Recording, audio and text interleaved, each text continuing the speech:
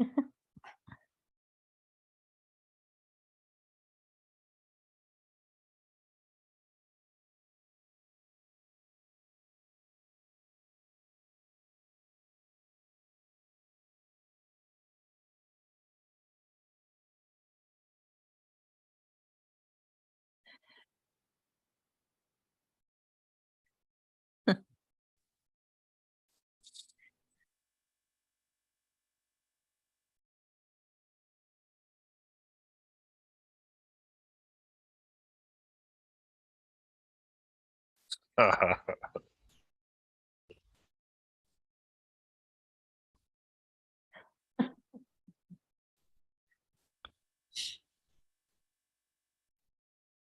Amish Ben.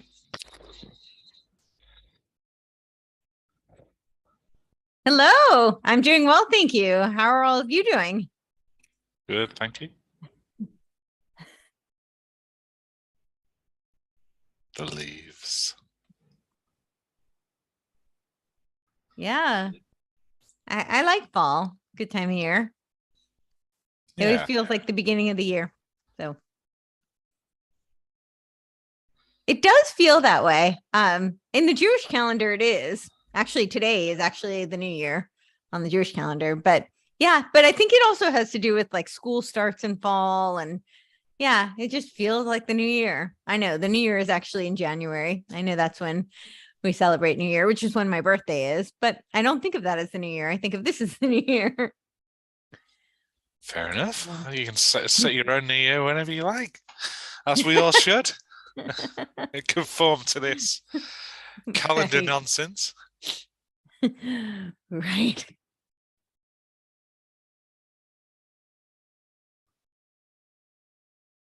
I believe so. Yes. All his fault. Yeah.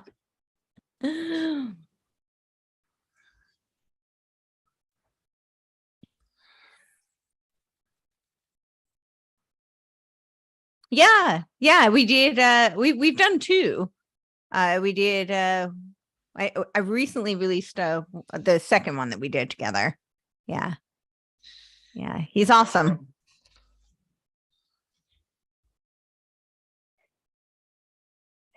So I started about a year and a half ago. I think my first interview was released January 4th, 2021. So maybe a little more than a year and a half. And I started it because of the lockdowns. And during the lockdowns, I was in California. We were really, really isolated and locked down and pretty egregious measure. And everybody was forced to wear these masks. And I'm hearing impaired. I'm hearing impaired and I'm visually impaired. Right. So I think the masks are detrimental and horrendous for everyone. They were really, really awful for me because when other people wore them, I couldn't hear them. And they would get really frustrated because they could see that I was responding as if I was hearing something, but knowing that somebody's speaking and having clarity of speech are not the same, So I depend so largely on lip reading because I learned how to speak by reading lips. I actually didn't get hearing aids, so I was almost 6 years old. So that was really, really, really difficult for me to cope with. And then I'm also blind in one eye, and so my peripheral vision is restricted comparatively to somebody who has binocular vision. I see about 60% peripheral vision of what somebody who has two eyes would see. So when I wore the mask, it would be reduced to something like 40%. So it would feel very claustrophobic, very disorienting. So now all the coping mechanisms that I feel I've spent my whole entire life building in order to just function day to day in society were now stripped from me by these really egregious measures. So people had started suggesting that I start a podcast. I had gotten this suggestion from a lot of people, and the idea was really daunting, really terrifying, and I couldn't figure out how to narrow down like something specific to talk about. So I started to think though that maybe just having, naked face conversations, if you will, with people, even if it was on Zoom, might really do wonders for my morale and, make me feel better. So I initially really didn't think much about doing it as a podcast as much as I wanted to have meaningful conversations with people and actually see their faces. And then that's how it was born. And I kept going. Let's talk about kept going. I mean, when did you start and how many episodes are you up to?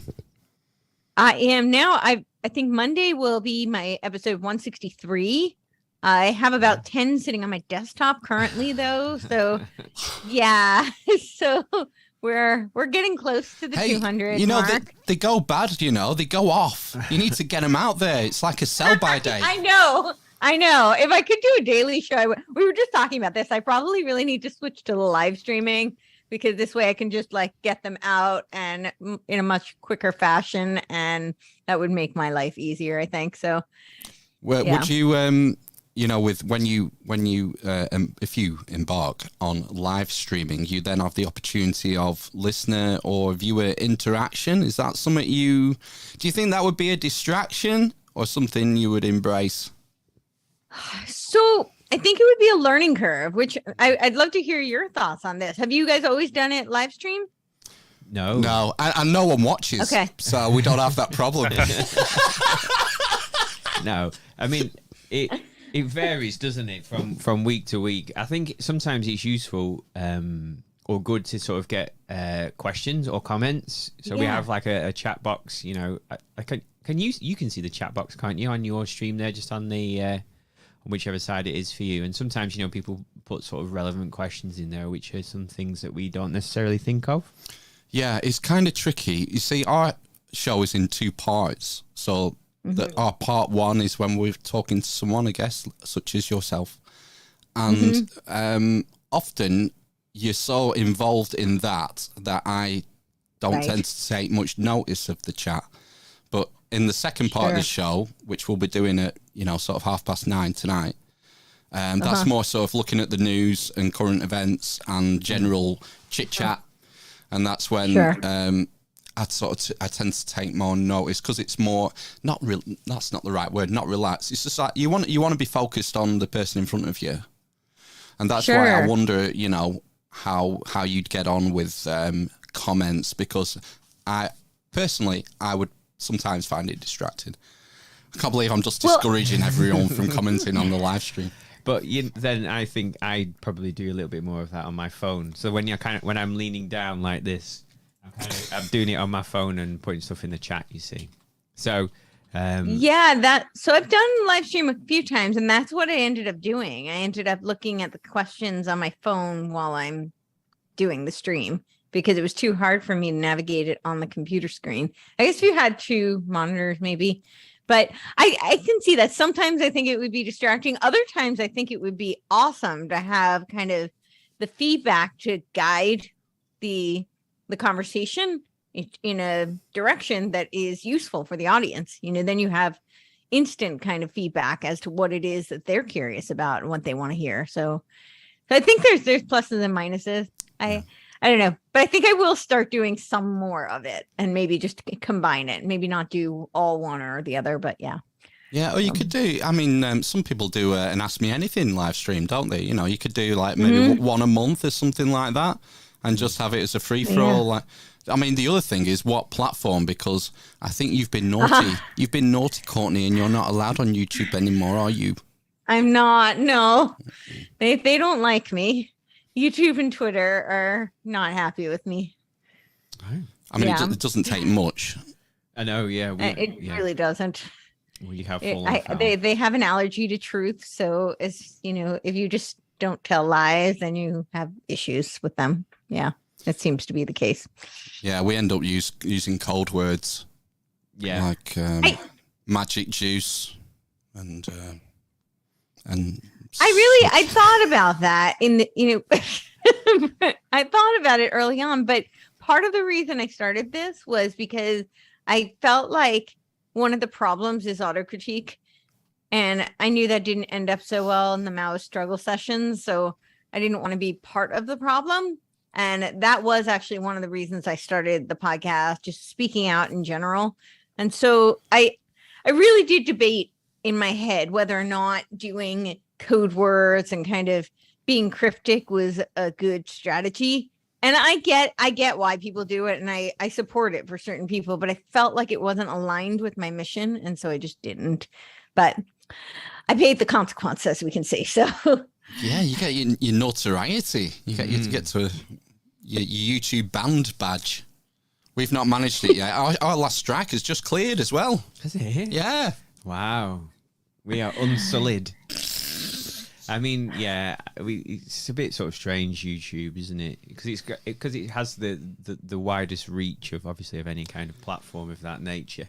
This is the problem. It's the second biggest search engine, isn't it? And after its kind of sister company or sister sort of platform, Google. So yeah, the two are very much intertwined, aren't they?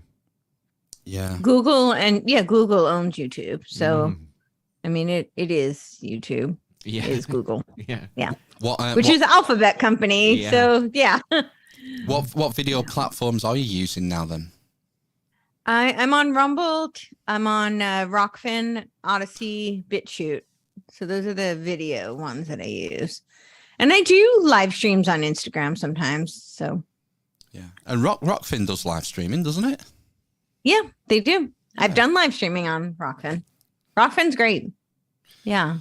Yeah, I mean, we've sort of mulled it over. Well, I've mulled it over. Yeah, I don't mull anything over. You don't mull anything. No. I don't know. I think maybe the catch with Rockfin is they'd want us to do exclusive content for them. Right. Okay. I don't know, but I would imagine they would. Because why would anyone want to watch us on Rockfin when we're on the other things, the other platforms? So. Yeah. But I hear good things about it, and a lot of the people we know are on there. So we've invaded Rockfin a couple of times, haven't we? We've been on Legit Bat. Oh, right, okay. We did a similar stream with them, I think, on Rockfin a while back. Yeah. So, yeah, I don't know. You see, you get these alternative platforms cropping up, and there's just the odds are stacked against them because it's user apathy at the end of the day.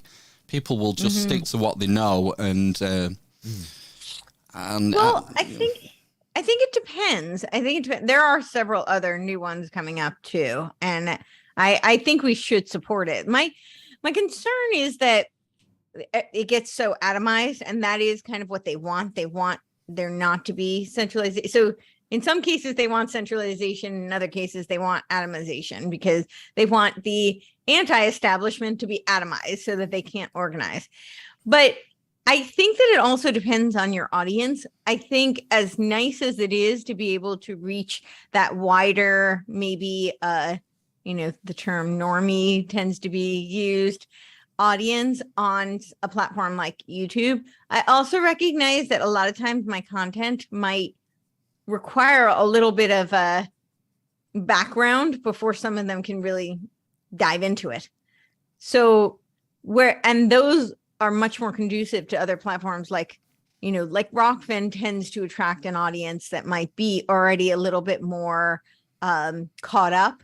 So it wouldn't be so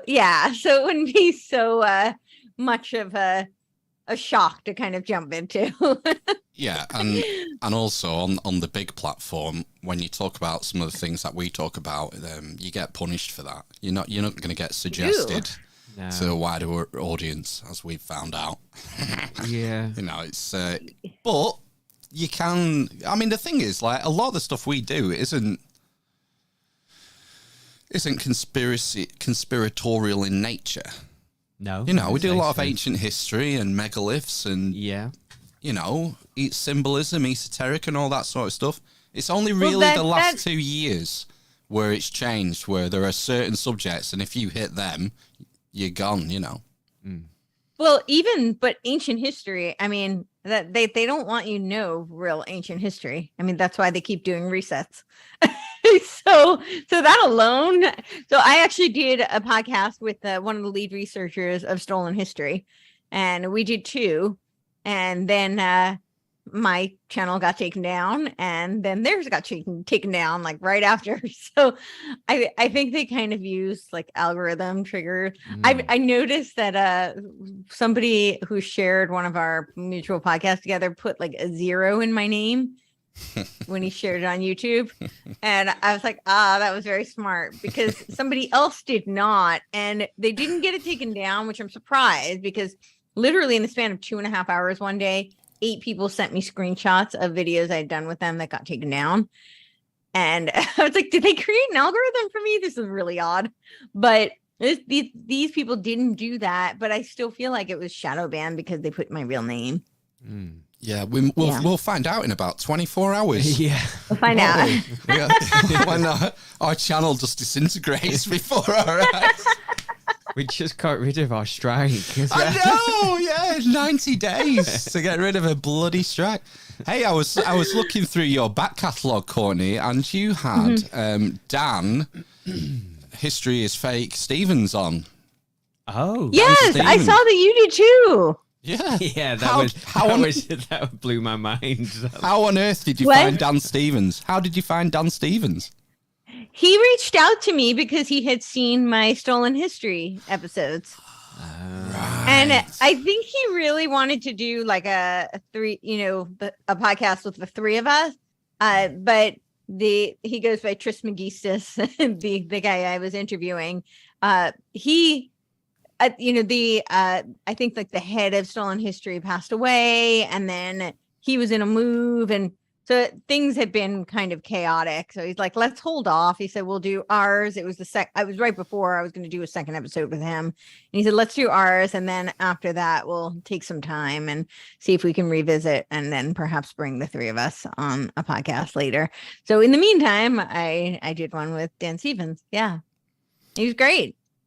Yeah, he was a great guest. I mean, he was just, it's too much to take in one go. Yes. He should have done it in 3 parts, that at least. At least. Yeah. You just sort of walk away thinking, what? It's interesting because we went through, like, I feel like it could have easily been 2 episodes because the first part was a lot about his athletic background and the whole doping, which I think was really fascinating. And I definitely think they're related for sure. But then, of course, we went into kind of the stolen history and a lot of the, archaeological research that he's done, which is also fascinating. And then we went into his very interesting theories that, he should probably speak to David Icke about. No, but that's the thing. So, we could have just spent we only have a guest for like an hour, don't we? And we could have spent sort of an hour just talking, or more than an hour just talking about sort of like the doping thing in his cycling experience, and then we could have spent just an hour talking about the first part of his theory, the middle part another hour, and then the end part another hour itself. So yeah, just too much. I said we're gonna have to do it again. Firstly, so that I can just recover and get my head around it. Yeah, but I'm interested in these sort of, because there's different sort of phantom time theories. So I don't know if you've heard of, there's one, the Phantom Dark Age, and there's also the Phantom Greek Dark Age. Have you come across those in your research, your reading? Say that again. The what Dark Age? The Phantom Dark Age. And the Phantom Greek, Ancient Greece Dark Age. No, I don't think I'm familiar with either of those. What are they? I don't know. No, I read a book. I forget the author's name, but it's called A Guide to the Phantom Dark Age.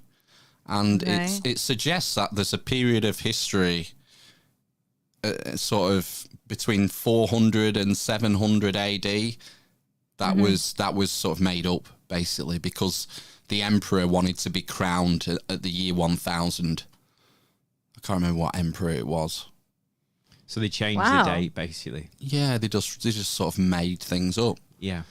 The Greek Dark Age is more complicated. That's to do with the faults in Egyptology.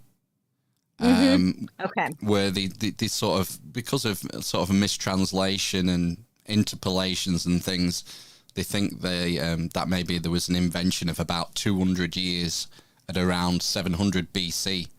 Sort of between the collapse of the Bronze Age and the start of what we'd call ancient Greece, with Homer, Hesiod, and then through to Pythagoras. And I found in my reading this week a piece of supportive evidence for that. Wow. I've left the book. I bookmarked it, but I've left it in the house, so I can't explain it. But maybe in part 2. But where do you stand on phantom history, Courtney? Are you in the sort of Dan Stevens camp, or are you still thinking things through, or what? So I'm still really thinking things through, because the problem with it is that there's so many theories and there's so little conclusive evidence. So at best, what we have is a lot of data points that we can try and string together and make a theory based upon. But we also have a lot of people invested in us not knowing the real truth. So I don't know. It's really, really hard for me to decipher what is actually real and what is not. What I have kind of come to conclude is I'm really pretty sure that there have been multiple resets. I don't think that this great reset is the first or only. I think there have been many in the past.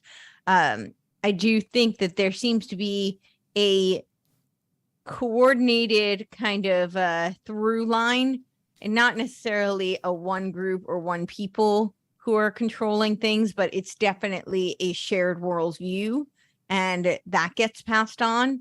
So that's why it works in tandem, because they pass it on to the future, their progeny. So, yeah, I don't know. Beyond that, it's pretty hard to.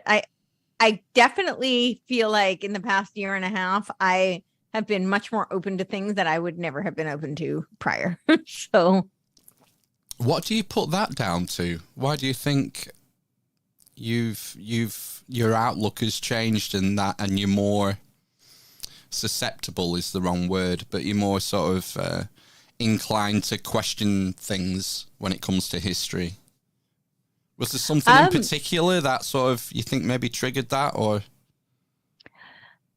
I think I really was kind of in the dark about just how much we've been lied to about previously. I don't think it's not like I was ever trusting of my government or my authorities, figures. It's not, I didn't have a blind trust that just was never ingrained in me, but I didn't realize just how much was a lie. And once you start to see how many layers there are to these lies, it becomes much harder to take something as face value. And then when you start to see the motive, I'm really big on a lot of times, because as I said, we don't always have conclusive evidence. But if you look at what the motives are, it can kind of guide you towards at least determining whether or not the quote unquote fact is actually fact or not. So you start with, determining whether or not something is actually true. That doesn't necessarily mean you have the answer. I think that's the problem I find with a lot of people who start to do this type of research, is they uncover that something is not true, like on the surface, and then they decide that the converse must be true, which is not necessarily the case. It's usually much more nuanced than that. But I do think a good starting place is figuring out whether the thing that we take for granted to be true is actually true. I think that's a good place to start. Yeah, because most of this information is just spoon-fed us through the education system. And that sort of the school system in here it's not as bad as it used to be, I don't think, but it's really very in terms of conformity and uniforms and like that Victorian style, getting children ready to work in the factory to do the factory job, where a bell goes off, ding, ding, ding, ding, break time over, and we all sit in rows facing the same way, wearing our corporate school uniform. Well, that's what a lot of that is for, is teaching you to be a good boy, do what you're told, don't question things, and preparing you to be a useful slave for the corporations. No, 100%. You're all Amish, correct? Nope. No. Okay. So where did that come from? Who knows at this point? I think it was because basically nobody would listen to the podcast except for the Amish, so we might as well call it the Amish Inquisition. Right. And it's like the Spanish Inquisition. Okay, yeah, and it's like the Spanish Inquisition. No one expects Amish Inquisition. No one expects the Spanish Inquisition. And nobody especially expects the Amish Inquisition, did he? No. Yeah, no, you definitely don't expect the Amish Inquisition. I don't know if there's even any. Is there any Amish people in the UK? That's what I was wondering. I don't think there are. Us three. Yeah, but No, I don't think there are. I think it originated in the United States. Yeah, I think there might be some Mennonites. I think that's right. I think that's accurate. Yeah. Yeah, it started in Pennsylvania, didn't it? Mainly. Yeah. I'm pretty sure. Yeah. I actually just interviewed like a couple of months ago. I interviewed an Amish guy. Yeah. Oh. He left the Amish community, though. Oh, right. I was going to say, where did he get his laptop from? He left. They rebelled. Yeah. No, I think that I'm curious about the education system there, though, because that is actually one of the things, too, is learning how much of what we're taught in our school system isn't about even just American history is actually not true. Like how much of American history that we learn in our school system is propaganda. That was really eye-opening for me, because you go to school and you take for granted that what you're being taught is actually fact. And in a lot of cases, it's not. Yeah, and particularly in history. You know, when you do history lessons, mostly in school, I mean, exactly. We're learning the Western interpretation of history. I don't even look at it as the Western interpretation. A lot of it really is propaganda. It's really designed to make you believe a certain narrative, and in a lot of cases, that narrative is not actually accurate. And you start reading. I mean, I've got look at these books that are legitimate people. It's not like although the name is a little bit deceptive, but it's not conspiracy stuff. Like this, Proofs of a Conspiracy, was published for the first time in 1798. Wow. George Washington, yes, 1798. There's another one. I don't have it. It's in the other room, but it's called Code of the Illuminati. And that was also published 1798. This one, George Washington used to warn the public about the Illuminati. The other one, Thomas Jefferson used to warn the public. And then there's Anthony Sutton, who is not, this is a very well-esteemed historian who is telling very different perspectives of American history. And when you start really doing some of that research, you start reading things like Carroll Quigley's Tragedy and Hope. Yeah. He was an archivist for the CFR. And he says things like, our CFR has basically chosen our federal presidents for the past 100 years. And he was writing that in the 60s. So I don't know. I just feel like when you start to read not, off the cuff conspiracy books, but like actual history, you learn that the things that we were taught in class were not so accurate. And I don't just see it as like a Western interpretation. I really see it as the powers that shouldn't be's narrative that they want us to be sold. And you've also got, if you're going down that route, things like Edward Bernays, Jacques Ellul on propaganda to see how they actually do it, how they use them, how they control the narrative, and so. And again, it's mainstream stuff. It's not one of my favorite rabbit holes, and you all may be familiar with it because you're in the UK, but is Tavistock. Are you familiar with Tavistock? It's just been shut down. Yes. So now more people are hearing about it because of the scandal with the transgender. But prior to that, a lot of people had never heard of Tavistock, at least here in the States. Most people, I don't know over there, but it literally started out as a propaganda bureau. That's what it was called. It was also known as the Wellington House, but it was literally called the British Propaganda Bureau. And they created it because Germany had a propaganda bureau. So of course they have to have a British Propaganda Bureau. But Yeah, that Edward Bernays was one of the forerunners, and he was a double nephew of Sigmund Freud. And his nephew is Mark Randolph Bernays, who is the founder of Netflix. Yeah, Netflix, yeah. Wow. Mm-hmm. Yeah, no connection there between propaganda and Netflix whatsoever. None at all. None whatsoever. None at all. Yeah, It's and just he good, went wholesome to fun. Yeah, totally. Of course. He went to my alma mater, actually. He went to Hamilton. The nephew, the Netflix guy. Yeah, the Netflix guy. Yep. I mean, when you start looking into sort of like the media and things like that, it becomes sort of very strange how interconnected and sort of how sort of small the guiding sort of people are behind it, essentially. You know. Yeah, the main 5 media companies. Yeah. That own pretty much every other media outlet. Mm-hmm.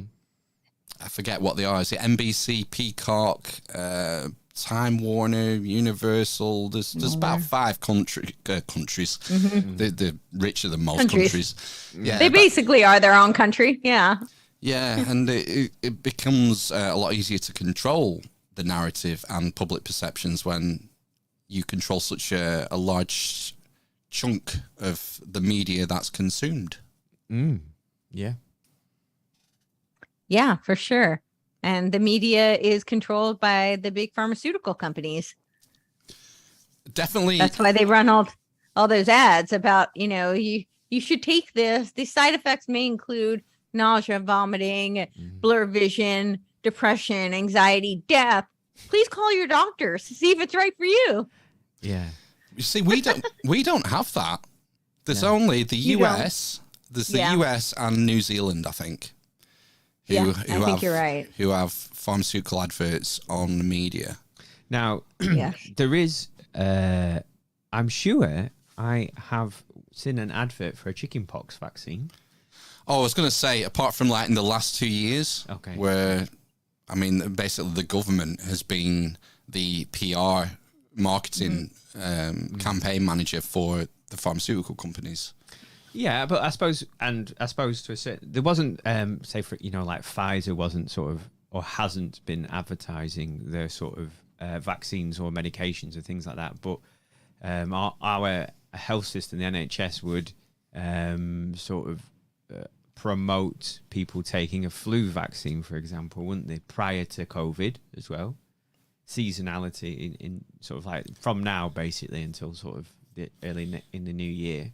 Yeah, I mean that's government public health campaign sort of thing that they do every year, isn't it? They'll put adverts in bus shelters and on billboards and things. Maybe. Yeah. Would they advertise? I don't watch TV, so did they advertise on TV? I mean, it used to be on the BBC. So like in between sort of programs. So the BBC doesn't have adverts. I don't know if you know that in the UK at all. Right. And in between programs, they would sort of play a short clip about some flu virus being sneezed out across a bus. And then you don't remember that one. And then it would be like a spiky ball and it'd float towards you and it'd say, get your vaccine. Get away from me. Yeah. With your spiky For flu. And then obviously, it became the whole COVID thing, didn't it, essentially? That was one of the things that really disturbed me about the last 2 years was the media messaging sponsored by the government. There's the sort of campaign fear. There's a great book by, I think it's Laura Dodsworth, called State of Fear, where she documents how the government used this messaging, particularly in the UK, and how it was influenced by, have you heard of the Behavioural Insights team? Yeah, I have. Yeah. Yeah, you have one over there now. It started in the UK and we've since exported it across the world. So you're welcome. You're welcome for that. Do you not think it started in China? Thanks so much. What would we do without that? I mean, people might actually think for themselves. Yeah. It's kind of not seditious, that's the wrong word. Sinister that the colloquial name for this behavioural insights team is the nudge unit. They want to nudge your behaviour without you knowing. That's the game. And I just find that incredibly sinister and What is it? unsettling. The Nudge unit. Yeah, it's openly referred to in the media and by sort of politicians as the nudge unit. Interesting. Wow. I will have to look into that some more. I mean, that's fine for me. I don't take much media. I don't really consume much TV or anything anymore, so it doesn't work on me. How have you been disconnected from TV and stuff for quite a while, Courtney? For a long time. Yeah. Years actually. I was an actress, and so I was very plugged into, television and entertainment. And then when I was very plugged into like news media for a while, because I got involved with kind of the quote unquote underground Hollywood conservative group that was so secretive that it was on the front page of the New York Times. It was very underground. But I was involved with that, and I was watching a lot of news, and I was doing a lot of news also, like roundtable news shows and stuff. And then at some point I kind of just needed a break from all of it, and I just turned all of it off. So it has really been years for me. I don't really think there's been much good. The news I think is just poison, but the even entertainment material I feel like hasn't been very good in a very long time. So yeah, I think the quality is dipped. It just seems like, particularly with the streaming services, it just seems like corporate product now. New product being released this week, consume. And I just don't think the writing and the plot are, just there's so much. Not great. I feel like it used to be. I mean, they've always had predictive programming and propaganda embedded into entertainment, but now I feel like it's so transparent that the art isn't really there anymore. It's not even entertaining. It's now just pedantic propaganda. And that's what they used to say about like the political right, that they didn't do a good job of entertainment because it was just pedantic and, really heavy laden messaging. But now I feel like all of it is. It's so transparent, and you can't really get lost in it anymore. Whereas it used to be really effective, I feel like, because you didn't realize you were watching propaganda. Whereas now, maybe that's just because I'm much more awake to it, but I don't think so. I think it's a combination. Yeah, I'm increasingly finding that, when you're watching stuff on, especially on sort of like the streaming, it just seems to be content. It's content, isn't it? We need something new to put out, and the quality behind it, is awful most of the time. I wonder how much of it is down to the model, the streaming model, the subscription model. Yeah. It's a complete game changer compared to the way we used to consume media. It was based on advertising, so commercials, and you would have, it's different. We have less commercials than you generally in the States, because you have commercials like every 15 minutes, don't you? We do. So if your show better be good, because if your show's not good, you're not going to sell ad revenue. Whereas now we're on a subscription service. Once they've got your money, doesn't matter. Doesn't matter if the show stinks. We've already got your money, and we don't need to keep, like a season which is 8 episodes. The first episode is okay, all right, and then they can just decline after that. And Netflix don't care if you stop watching after 3 episodes. So what? You've already paid for it, loser. Sure. And it's completely changed the way media works. And I think this is why modern TV is so shit now. I think Prove me wrong. that's largely accurate. Yeah, I think that's very accurate. I think it's also because they need to. So the based on the streaming model, their profit model is also different, because, like you said, it's not advertising anymore. So they used to have. Now they want to make it as cost effective as possible, whereas they used to pride themselves on spending more to have the production quality look extravagant. That was actually something that was lauded, like having extravagant production value. Now, especially, the technology has changed as well. So you don't need to spend as much And almost anybody can really, like from a home studio, create a lot of what they're doing and putting on Netflix or any of the other streaming models for that matter.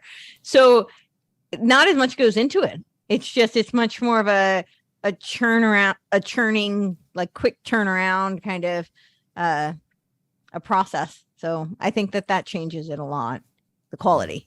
It definitely has. Like I can't think of any, probably apart from since maybe the 4th or 5th season of Game of Thrones, these shows that they used to call water cooler shows. Because everyone would go to work on a Monday morning or a Friday morning and be talking about the show that was on last night because it was so good, man. And I just don't think there is anything like that at the moment. No, I agree with you. I don't think so. And Game of Thrones was also one of the, at least to my knowledge, since I don't really watch much anymore, but that was still a pretty big budget kind of more traditional production. You know, it was made more akin to the way a movie would be made, like an in theater movie, than it was like to typical current streaming shows. Yeah. I don't know where it's going to go. I don't know. Do you think maybe because the other thing is the streaming services themselves are getting more fragmented? There's Netflix, Disney Plus, HBO Max, is it? Discovery, I think, have their own streaming thing. Paramount Plus? That's where you watch all your crap modern Star Trek. Yeah. Paramount Plus. I mean, do you think... I wonder how fragmented it can get, and maybe one is going to emerge as like the winner again, the leader of the pack. Well, that's why they were... Well, I suppose like Disney bought up all the content, didn't they? And all the... what's the word I'm looking for? IP, that's it, yeah. And went after sort of like Star Wars, and it bought Marvel, didn't it, a while ago, prior to all that, and started taking all of its films off all the other streamers. Took a lot of films off Netflix as well. So yeah, but look what they're doing. They're ruining it all. I mean, like, they've killed Star Wars. It has. They're killing Marvel, which was like, that was golden. Yeah, did they buy it after Endgame or after Infinity War or something? No, I think before. Or they had it before that. But I mean, that was the goose that was laying the golden egg, and look what they've done with it. They seem to be tanking it, and you wonder how. You know, it's the old get woke, go broke thing, isn't it? Really. Well, is it that, or is it that the people who are writing the films and making the films, are they sort of, is the generation changing where they've been educated in a different kind of culture, perhaps, over the last 10 years? If you're kind of coming out of college and you're like 30 now and you're starting to write movies or whatever, or being involved in productions, do you have a different mindset to us? That just was brought up on Predator and Sylvester Stallone in Cobra. I don't know. I think it's probably more to do with ESG and where they get the money from. Maybe. I think so. To finance. Have you looked into the environmental social governments? Yeah, ESG is a Trojan horse for the feudal system. The social credit, AI, fascist, technocratic feudal system. Yeah, it's really scary. And I'm just shocked how few people know anything about it. Well, Courtney, how many people read, like the United Nations 2030 documents? No one. Not enough. They're watching She-Hulk and Rings of Prime. People need to be aware of the Agenda 2130. They're now talking about moving it up to Agenda 27, which is not very far away. That's really horrifying. I'm fine with Agenda 2130, if that's what it is. What? Agenda 2130. That's a long way away, so I'm fine with it. Well, the end goal is 2050, I think, isn't it? Isn't that what everything's working towards? Yeah, well, 2050 is a big one. I mean, I don't know if it's the end, but it's definitely, where they want a dissolution of the nation states by 2050. So that will essentially be the NWO, Yeah. Well, we've they been don't waiting really long have- enough. Ike's been going on about it for so long. It's about time they got to move on, isn't it? With this, Well, are you going to they take don't over the seem world to or be not? wasting time now. Well, exactly. Yeah, I mean, we played clips, didn't we, of Schwab, of Klaus Schwab. Anal Schwab. Yeah, talking about this glorious opportunity for a great reset, and it's Yes. Was it an opportunity, or was it seizing an opportunity, or I was going to say manufactured, but that would be wrong.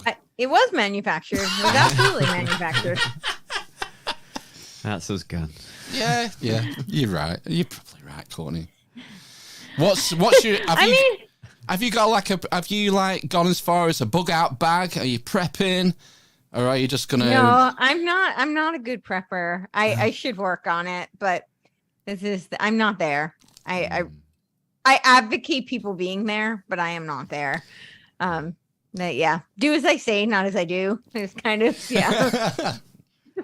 I think that's a prep. I do think it's smart. I really do. I mean, yeah. So his COVID-19, the Great Reset, he wrote all about, the past 2 years, and he talked about all the lessons. He wrote it in 2019 or published in 2019. And then he talks about all the lessons that we're going to learn from something that hadn't actually occurred yet. So he's either incredibly prescient or he had some sort of information.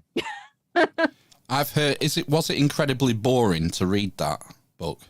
Yes, it was awful. It's I've not heard that. well written. It's a bunch of like gobbledygook language. It's a lot of kind of corporate. It's what all the white paper, like corporate white paper language is. It was not fun. Yeah, it's management speak, isn't it? About getting a helicopter view of the situation. Which comes out of Tavistock, right? I have the book here, right there, Operational Research. Right. Okay. Yeah. Yeah, that was Tavistock's first publication, and it was found in the midst of like IBM manuals, randomly. Yeah. Wow. I think it's Daniel Estuarine. I think I've got a Daniel Estuarine book on the Tavistock, and I just haven't got around to it yet. It's in the pile, but I just haven't got there yet. So there's only 2 books on it that I know of. One is Dan Estuarine's, which is fantastic. His is a little bit more operational. It's more the strategy and the tactics that the Institute uses to execute the PSYOPs. And then the other one is Dr. John Coleman. Now, you can't buy it online because it's almost $5,000. Well, you can if you have a lot of money that you want to spend on books, but it's almost $5,000 to buy it off of Amazon, which I think is like the equivalent of modern day book banning, right? They just make it so expensive that the masses can't afford to buy it. But you can get the PDF, and I've read that one, and that one's fantastic. I think I've got one of his books about the Club of Rome. Did he do one on the Club of Rome? He did one on the Committee of 300. That's the one. Right, Yeah. I have that one too. He wrote 15 books. He's not with us anymore, is he? Did he pass away? No, and I kind of wonder if they took him out because I can't find any information on his death. And I know he was old, but the last interview I heard with him was in 2012.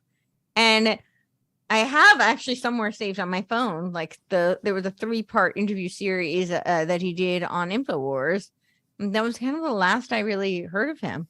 And that was 2012. And granted, he was older, but you would still think then if you look up, they could have said died of old age or whatever. But there's no information at all on what happened to him, which makes me wonder. Yeah. Bit of I had similar thoughts about Carrie Mullis. The way. For sure. Very convenient. I recently read this study. It was done in 2008 on the PCR test and how it's used for cloning. Really? Yeah. And apparently the NIH admits that. Is that something to do with like harvesting the sample that you take or do you not know? That's my guess. I mean, that's a leap to then make that conclusion, but that is my guess. Do you think anyone's cloned a human yet, Courtney? I know they've cloned half humans, like hybrids. Wow. Yeah, they've done that. I thought stuff came out of China about people, humans being cloned there. Yep. I'm sure it's happened. Yeah. There. Well, partially sure that it's happened. And the part human hybrids. Top or bottom? What? Top or bottom? Is the top human or the bottom? Oh, I don't think it works quite like that. All right. You're thinking of the human centipede. No, I was thinking of like a centaur, like a... Yeah, no, I know what you're thinking, but I think it's more of like a tonight. genetic mashup than it is like a caricature. No. I never... I assume that someone somewhere is doing it. Is yeah, well, I mean, I've seen... I'm pretty sure you're correct. That out of China, and I think there's other places that have done it, but the hybrids I've seen, as far as cloning human, I mean, I'm pretty sure that both Elon and Yuval Noah Harari have talked about it, so I imagine it's true. Yeah, he would. Noah Harari. He's a real lunatic. He's definitely a scary character. Some of the things he says are pretty horrifying. Oh, yeah. I mean, I was thinking back. When was Dolly the sheep cloned? Was that in the mid-90s? Yeah. Late 90s? Mid-90s, Oh, yeah, it was. Yeah, so say 25 years ago, that was made public. I mean, you can assume that the Black Ops systems around the world are at least 20 years ahead of what they what's being publicized. So, for sure. I might be a clone. We could all be clones. We could all be cyborgs too. Yeah. Oh, this is what I find this quite unsettling. This sort of transhumanism stuff, Courtney. So unsettling. Unsettling is like a euphemism for what it is. Yeah, no, it's really. I mean, yeah. It raises an interesting question though. In sort of when do you stop becoming a human? Where's like that line? Because I think, if you go off to Afghanistan and you get hit by an IED and we put a false leg or a false arm prosthetic, I think that's fine. Yeah. People get contact lenses and okay. So this is yeah, I love that you bring this up because this is like a very personal one for me. And I don't like when they try to conflate them. People try and argue that these type of bionic enhancements, as they call them, are a form of transhumanism. And I actually don't agree. I very much am a byproduct of, because I'm blind in one eye, I wear hearing aids. I'd had heart surgery when I was a year old. Like I had all sorts of medical and physical complications from birth. So I wear bilateral hearing aids. I, wear contacts. Like, I don't think this makes me somehow transhuman. These are technological advancements for which I'm very grateful that have enhanced my life so that I can function the way most humans would function, biologically. It helps me to be closer to that, but it's not a transhuman. When they talk about transhuman, so they're trying to say that that's enveloped in that category of transhumanism to try and normalize it. But when they talk about transhumanism, they keep talking about merging man and machine. Not the same thing. I take my hearing aids out at night. Like they are not a part of me, like they don't suddenly dictate my thoughts or my actions. They just make things louder so I can hear you. When I put my contacts in, it makes it so I can see things more clearly. It's not altering my human experience. Yeah. It may enhance it to some degree, but it's not altering my human experience. Whereas this merging of man with machines, the line between, and you've all know Harari says this, he says, we don't have consciousness. He says, free will is a thing of the past. Although, ironically, he says that we're going to have our consciousness uploaded to the Hive Borg mind, right? I thought we didn't have a conscience. So how is that possible? But somehow the consciousness that we have is being uploaded. But that's what he's talking about. He's talking, and he says that, we're all going to be controlled, that we, don't have free will. We don't have a soul. And I think that's the line. That's transhumanism, because I think that that's the component that makes humanity what it is. And it's that intangible spiritual component that they're trying so hard to control. Yeah. And the fact that our lives are finite as well. The way Kurzweil and Harari talk about uploading your consciousness so that you could hypothetically, I don't buy it. I think it's bullshit. You can't upload your consciousness. It isn't going to be your consciousness. It's just going to be a counterfeit, a copy. You're still going to die, and your consciousness is going to die with it. And there'll just be some crappy PDF version on a server somewhere. Fuck that. Not interested. Yep. Right? Well, thank you. So that's what makes it special. With the fact that we're finite and that our time is limited and we don't know how much time we have, so we better make the most of it. And them offering this sort of carrot of immortality in some Matrix dystopian nightmare. I just don't get it. I don't get the attraction. It's like you said, it's what makes us human to start with. Yep. I think the attraction for them is they think that they're going to be, I mean, this is what Yuval Noah Harari says, is that they're going to be gods. He says that they will replace the gods of the Bible and that they will supersede him because the biblical God can only create organic material, and they will be able to create inorganic material, which surpasses the biblical God. And I think that's what it really is about for them. It's a Gnostic worldview that, they're going to be gods. Oh, I didn't see Gnostic coming up there. How do you mean by a Gnostic worldview? So that's so Gnostic comes from gnosis, which is to know. And it's this notion of having inner knowledge. So it's esoteric knowledge. And the Gnostics, it comes out of a heretical period of history. They were called the Gnostics, but the concept of Gnosticism, it can very colloquially be explained that they see God as the enemy because God has limited man. We are finite and we are limited in our knowledge and our capacity. And Gnostics believe that they can achieve and ascertain esoteric knowledge, which would then enable them to supersede the limitations of humanity. So this is why a lot of them subscribe to, not all, but, like a Luciferian type worldview, where they believe Lucifer is the real God. He's the light bearer. He illuminates, hence, terms like the Illuminati, right? He illuminates, and therefore it gives them access to this knowledge that supersedes the limitations of man. Yeah, these early Gnostics, they believed that the God of the Old Testament, the creator of the material world, if you want to call it, was actually the demiurge. Yaldabaoth was another name.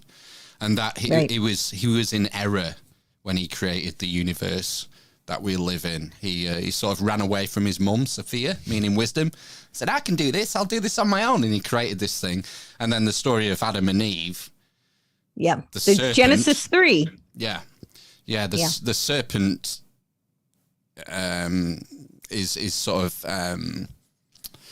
anthropomorphized wisdom.